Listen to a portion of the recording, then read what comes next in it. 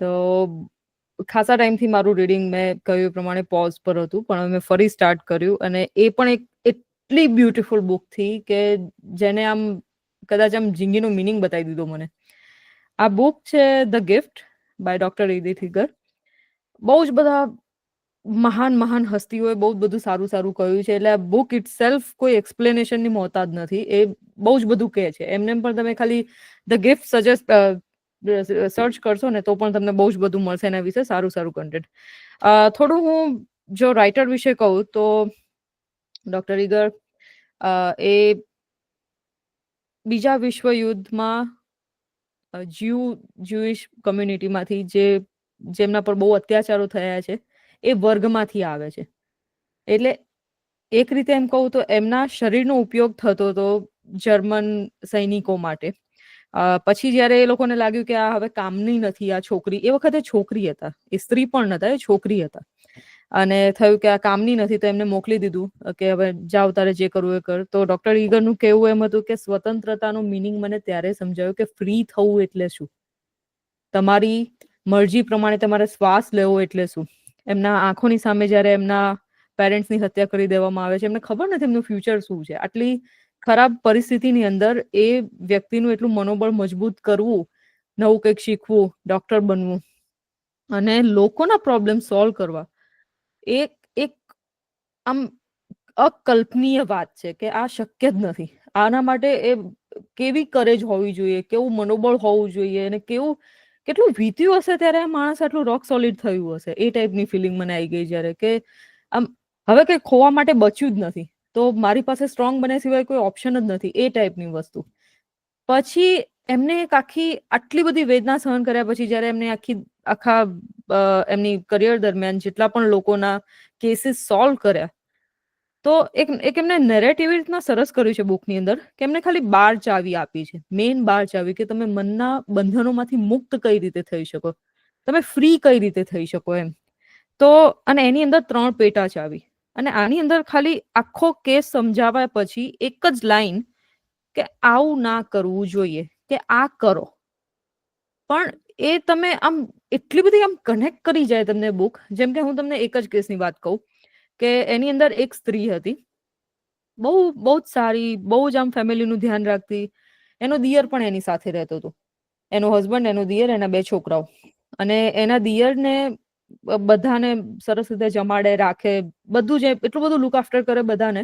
પછી એકવાર એના દિયરનું મગજ શું છટક્યું, તો પેલી એકલી ઘરે હતી તો એના દિયરે પાછળથી ચપ્પુ માર્યું, છરીનો ઘા કર્યો, અને પેલી લિટરલી આમ પટકાઈ એના માથાના બળે. એવું ના થયું કે મરી ગઈ, પણ આમ એનું મગજ એ ટ્રોમા સહન કરવા માટે તૈયાર જ નહોતું કે આને મને કેમ ચપ્પુ માર્યું, આને તો મારા ભયથી ઓછો રાખતી જ નથી. કેસ આટલો જ હતો.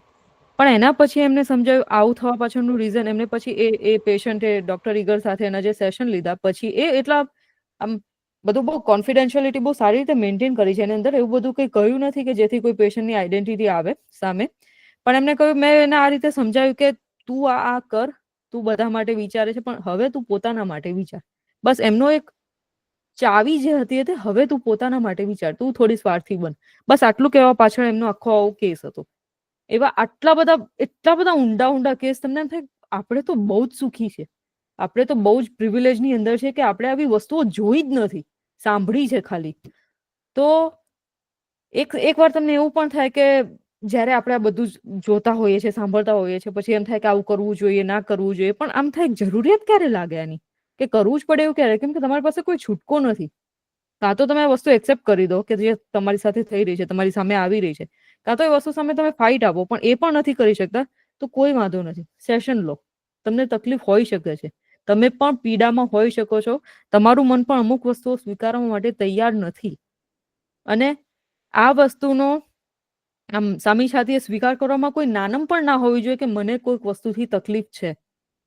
અને એવું પણ નહીં કે તમે તમારા વર્ક સાથે ડિસ્કસ કરો, એટલીસ્ટ તમે જો આઈડેન્ટિફાઈ કર્યું હોય તો એનું સોલ્યુશન લાવો. કેમ કે એ તમારા માટે, સમાજના માટે, તમારી કમ્યુનિટી માટે, તમારા ફ્રેન્ડ્સ, ફેમિલી બધા માટે સારું છે. એને એ કરતા પણ તમારી પોતાની દુનિયા તો સુધરી જ શકે છે. તો આખી બુકની જો હું સમરાઈઝ કરવા જાઉં ને તો મને લાગે મારે 4-5 સેશન જોઈશે, એટલી સરસ બુક. પણ હું એના મેઇન જે 12 ચાવી અને એની અંદરની 2-3 જે પેટા ચાવી છે એનું વાંચીગમ કરવા માંગીશ, કેમ કે મને એમ થાય છે કે જેટલા લોકો પણ આ ના વાંચી શકે એમને આ જાણવું તો જોઈએ જ કે કેટલી સરસ રીતે લખાઈ છે. તો પહેલી ચાવી, અસમર્થતાની કેદમાંથી બહાર નીકળવાની ચાવી. એની અંદરની 3 ચાવીઓ, પેટા ચાવી. એવું ત્યારે થયું હતું, હવે બધું જ બદલાઈ ગયું છે. આઈ એમ નોટ મી. દરેક આપત્તિ એક વિશેષ પરિવર્તનનો સંકેત આપે છે. પોતાની સ્વતંત્રતાની ઉજવણી કરો. સેકન્ડ ચાવી, ખચકાટની ટેવથી મુક્તિ મેળવવાની ચાવીઓ. એની પેટા ચાવીઓ, અનુભવ કરો જેથી તમે સાજા થઈ શકો. બધું ક્ષણિક છે. હતાશાની વિરુદ્ધ છે, એ છે અભિવ્યક્તિ. ત્રીજી ચાવી, તમારી જાતને સ્વ ઉપેક્ષાથી મુક્ત કરવાની ચાવીઓ. જે કામ વારંવાર કરીએ છીએ તેમાં નિપુણ થઈ જઈએ. કામ, પ્રેમ અને આનંદ એ માણતા શીખીએ. પોતાની જાત પ્રત્યે પ્રેમ પ્રદર્શિત કરીએ. તમારી જાતને રહસ્યથી મુક્ત રાખવાની ચાવીઓ. એક સાથે 2 ખુરશી પર બેસશો તો મૂર્ખ લાગશો. પ્રામાણિકતાની શરૂઆત પોતાની સાથે સાચું બોલવાથી કરો. બધાની હાજરીમાં સુરક્ષિત વાતાવરણમાં જ્યારે પણ હો ત્યારે સાચું બોલો. પાંચમી ચાવી, અપરાધ ભાવના અને શરમથી બચવાની ચાવીઓ. આ તો તમારી છબી છે. તમે જેની પર ધ્યાન આપશો એ વિચારો મજબૂત જ થશે.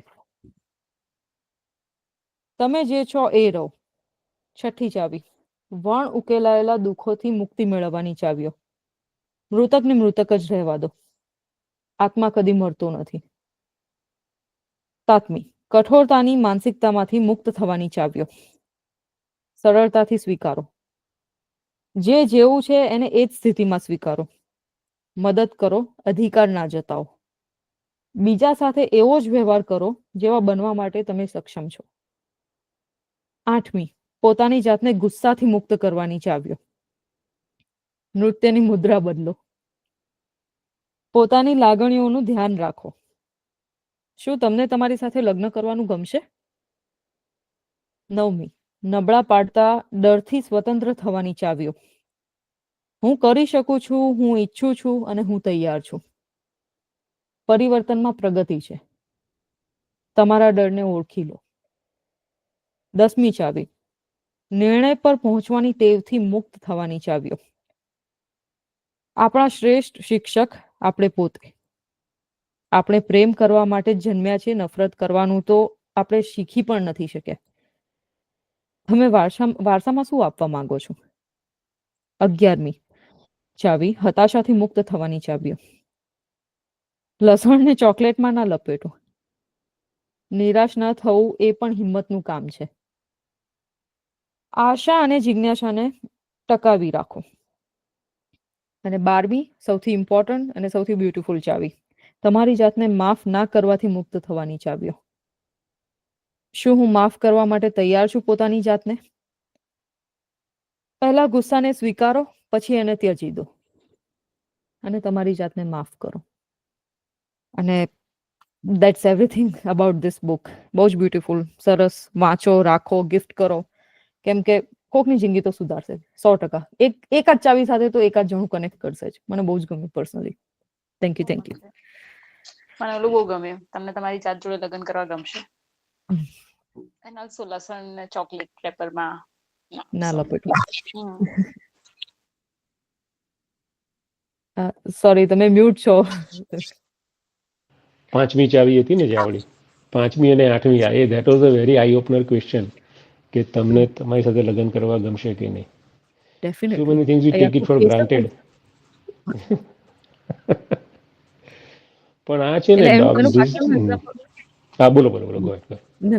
એની પાછળનું એક્ઝામ્પલ એ હતું કે એમની દીકરીને જ આવી મેન્ટલ હેલ્થની ઇસ્યુ થયા હતા અને એમની દીકરી અર્લી સ્ટેજમાં અલ્ઝાઇમર જેવી સ્થિતિમાં આવી ગયા હતા કે બધું જ ભૂલી જાય, એમને કશું જ યાદ ના રહે. મારા પેરેન્ટ્સ કોણ છે, મારો હસબન્ડ કોણ છે, મારા દીકરી કોણ છે. એમને તો એ ગજનીની જેમ યાદ રાખીને લખીને યાદ રાખે, બોર્ડ રાખે સામે, બુલેટ બોર્ડ રાખે અને એમ કરીને કરતા હતા. અને પછી એકવાર એટલા ફેડઅપ થઈ ગયા ને પછી કે મમ્મી હું નહીં કરી શકું, જ્યારે એમ કહેવાય ને કે થાકી ગઈ છું હું એમ. અને પછી એમના મમ્મીએ ખાલી એટલું જ કીધું કે તું તાર પર વર્ક કેમ નથી કરતી. તો પછી એવી સ્થિતિમાં એમની દીકરીએ પેઇન્ટિંગ સ્ટાર્ટ કર્યું, કુકિંગ સ્ટાર્ટ કર્યું અને એવું કરવા લાગ્યા કે જે એ કન્ડિશનનું પેશન્ટ કરી શકે એવું શક્ય જ નથી. વાહ. અને પછી એમ એકવાર એ જ્યારે પોતે એમની સ્થિતિ વટાઈ ચૂક્યા ત્યારે એમના દીકરી પોતે બોલે મમ્મી એટલી બધી ખુશ છું કે એમ થાય કે હું મારી જોડે જ મેરેજ કરી દઉં, કે મારા જેટલું હેપી કોણ હશે.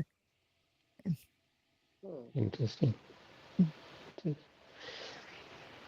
તો આવી છે ને એક બીજી પણ એક જસ્ટ વેરી ક્વિકલી એક આવું સેકન્ડ વર્લ્ડ વોર કોન્સન્ટ્રેશન કેમ્પમાં doctor Victor Frankl, man's search for meaning.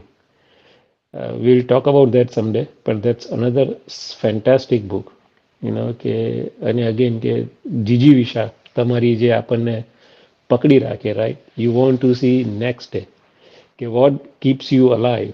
અને કોન્સન્ટ્રેશન કેમ્પની તો યાતનાઓ કેટલી બધી હતી, રાઈટ. આપણે પેલું કેમ્પ એટ ઓશવીઝ કેવું કશું બી એક આખી વેબ સિરીઝ હતી. આઈ ડોન્ટ નો તમે લોકો તો નહોતા એ વખતે, બહુ નાના નાના હશો, પણ એના દેર વોઝ 7 part સિરીઝ અને આપણા દૂરદર્શન પર બતાવતા હતા એ લોકો એ વખતે લેટ 80s.